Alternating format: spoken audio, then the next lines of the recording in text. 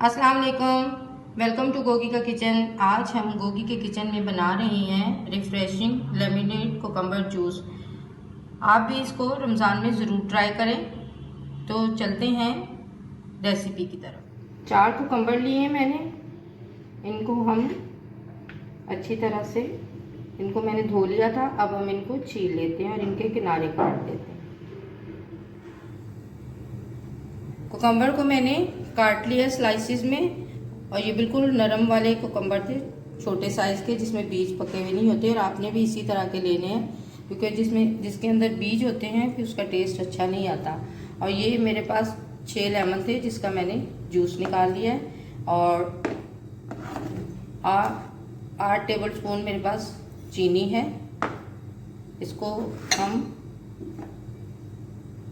Lemon juice में डाल देंगे और इसमें थोड़ा पानी ऐड करेंगे और इसको अच्छी तरह से हम मिक्स कर लेंगे। चीनी को हमने अच्छी तरह से मिक्स करना है, क्योंकि जब हम इसे ब्लेंडर में डालेंगे तो ये अगर अच्छी तरह से मिक्स ना हुई तो फिर वो हमारा जो शरबत है वो अच्छा सा नहीं बनेगा। कोकम्बर को डालेंगे हम ग्राइंडर में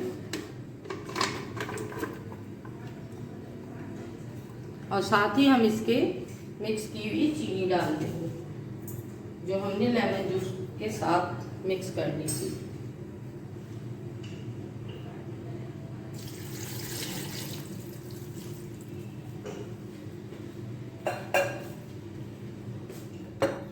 चीनी, लेमन जूस और कोकम्बर को हमने ग्राइंड करके उसका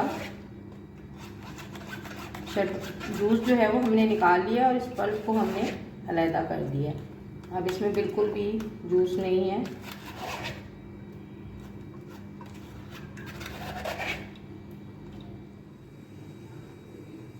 इसमें डालेंगे हम 1/2 टीस्पून काला नमक, 1/2 टीस्पून हम इसमें डालेंगे ब्लैक पेपर, और इसमें मैंने 4 गिलास पानी डाला था कोकम्बर को ग्राइंड करने के लिए। अब हम इसको अच्छी तरह से मिक्स कर लेंगे।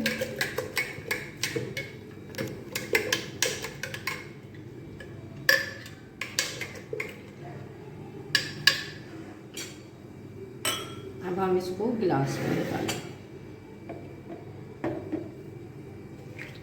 इसमें डालेंगे थोड़ी सी बर्फ,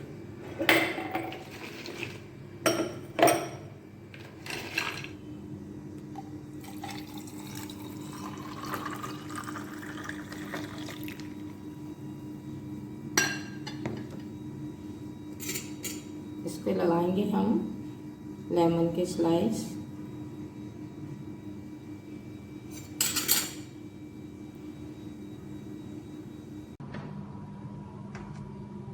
रिफ्रेशिंग कोकम्बर लेमनेड जूस तैयार हो गया। आप भी रमज़ान में से ज़रूर ट्राई करें।